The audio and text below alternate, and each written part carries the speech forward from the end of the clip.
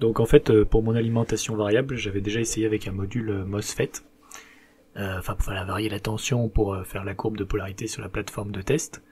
Mais c'était pas bon, il fallait une régulation, donc j'avais ensuite acheté un hasher, là je l'ai reçu, j'ai regardé, c'est pas un hasher qui est commandé, donc du coup j'abandonne plus ou moins l'idée de trouver donc une alimentation variable en tension pilotée par un Arduino, donc je vais plutôt la construire à partir d'un des modules MOSFET. Donc l'idée ça va être de le brancher donc à l'alimentation, là il passera la tension, pour charger un condensateur. Donc il faudra aussi dimensionner une résistance et éventuellement une diode, mais je suis pas sûr, pour éviter que le condensateur se décharge quand c'est pas allumé.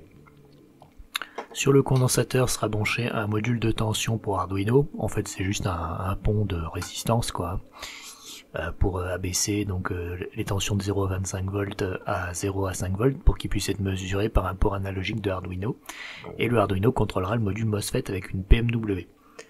L'idée en fait, ça va être que en fonction de la tension qu'a le Arduino aux bornes du condensateur, il va augmenter le rapport cyclique pour faire monter la tension du condensateur, ou il va faire baisser le rapport cyclique pour faire descendre la tension du condensateur. Donc c'est le Arduino qui va réguler la tension en temps réel.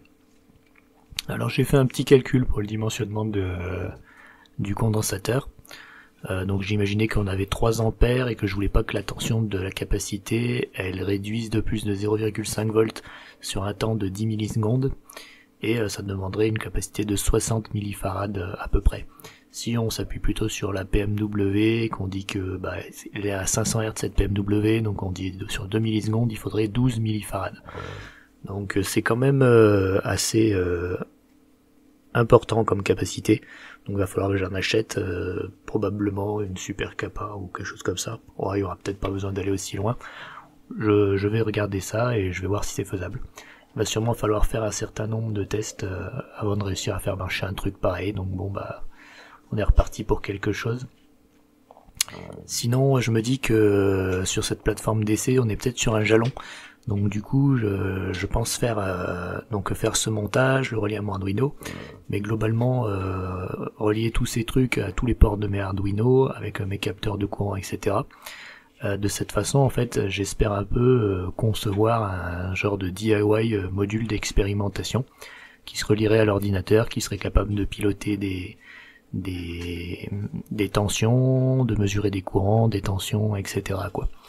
Et je le ferai avec un logiciel de contrôle, donc potentiellement faire un jalon là-dessus, c'est-à-dire avoir ce système-là, qui pourrait être utilisé pour l'électrolyseur, la pile à combustible, et voir pour tous les autres manipulations qu'il faudra monter aussi à côté, ou pour d'autres projets, même un peu pour tout le monde. Donc voilà, c'est tout par rapport à cette histoire d'alimentation variable et de plateforme générique pour PC. Je vous tiendrai au courant des avancées.